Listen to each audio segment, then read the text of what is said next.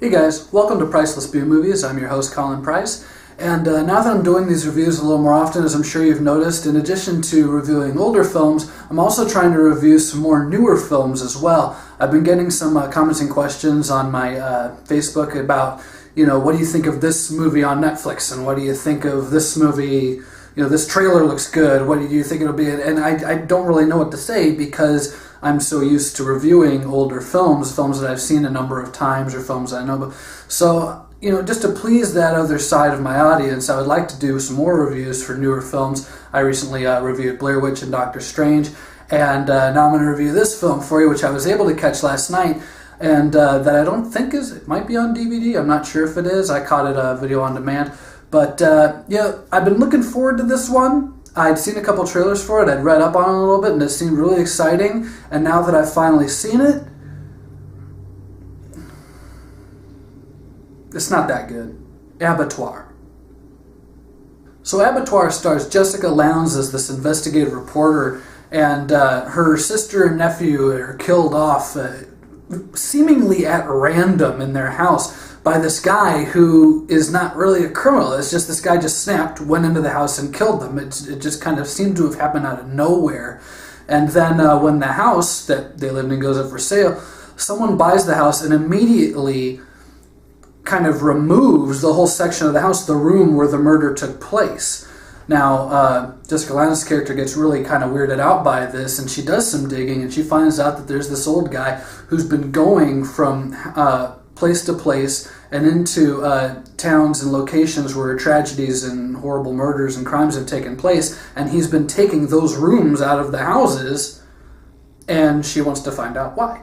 She and a cop friend of hers, played by Joe Anderson, go to this little out-of-the-way town, one of these small towns. These horror movies, even today, have to have the small town that no one's ever heard of cliche, and that's where everything's going down. But they get into this small town, and everyone in the town just seems really weird. It's almost like they know something that Jessica Lowndes and Joe Anderson don't know, and they're keeping a hush-hush, and more they find out that this guy who's been taking these rooms has been constructing his own house out of these crime scene rooms, out of these locations. It's really bizarre. If you've seen the trailer, you've already seen the best part of the film, which is the house itself.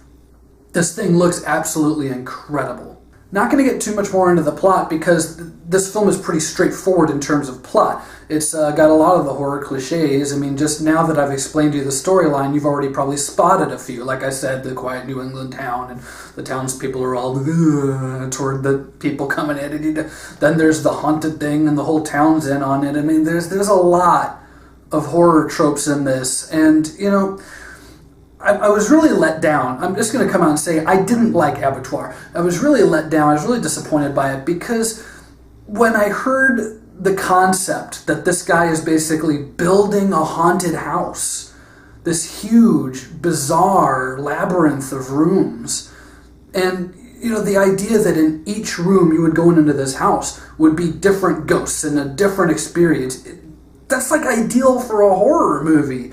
I was kind of thinking, like, if you guys have seen Insidious, like the last part of the first Insidious when Patrick Wilson goes into the house and he walks in the living room and he has the encounter with the grinning ghost that was so creepy. And I was like, man, this whole movie could be like scene after scene of that kind of thing. But no, because when it gets into the third act of the film and they go into this house, it's basically the ghosts are just these whispery, are you afraid of the dark CGI effect ghosts, and all they're doing is kind of just reliving, they're walking by and they're killing themselves over and over. They're forced to relive their deaths over and over and over. But because they don't really do anything other than that, they don't really acknowledge the people coming in the house, it's not very scary. they've built up this awesome, what could have been this awesome, creepy, in-your-face horror movie. The problem is that it kind of is built on the tragedy. It's kind of built on how sad it is that all these people, all these spirits are locked in this house. And they spent so much time when they were making this movie, I guess they spent so much time making it sad and making it depressing and making it such a downer that they forgot to make it scary. It shouldn't really come as much of a surprise that this film is kind of lackluster. This is a new film directed by Darren Lynn Bousman. If you don't know who that is, he did Saw 2, 3, 4. He did a couple of the Saw movies, like kind of in the middle of the franchise. And then he did the god-awful 11-11-11 that came out a few years back. And, just... I don't like talking smack on directors, just as a rule, but this guy hasn't made many good movies. And I was really upset because, when I saw the trailers for this, I thought, oh, this could be really fun. This could be really interesting. But there's nothing here. The whole movie builds up to what should be a whole lot of scares, and it's just kind of dull the whole way through. The most impressive thing about this film is the house. Even the actor who plays the villain, who plays this old man who's kind of corrupted this town, seduced them into helping him build this monstrosity, yet the actor playing him, and I don't even know if I can blame the actor or if I can blame the script, but he's so one note. There should be so much mystery to this guy, and instead he's just droning on and on about, oh, how horrible is it that this person's trapped in this room, and oh, how much of a monster am I? And that's basically every line that he has is some variation on that. There's nothing interesting with him or any of the other characters. Also, I can't believe I'm saying this, but what the hell is Lin Shaye doing in this movie? I mentioned Insidious earlier, and it probably just, subconsciously popped into my head because she's in all the Insidious films, but what's she doing in this? She's in 2 scenes, and her character motivation is so off, and there is kind of a twist at the end involving her, and it didn't really work for me. I think that honestly she was probably just kind of phoning this one in. I hate to say it, but the movie didn't need her. They could have cast an actress who had half the talent of Lin Shaye to do this role. Lin Shaye deserves so much better than anything this film gives her. Gonna go ahead and give Abattoir 1 star out of 4, and the only reason I'm giving it that star is for the house itself. The house itself and the few shots you see it in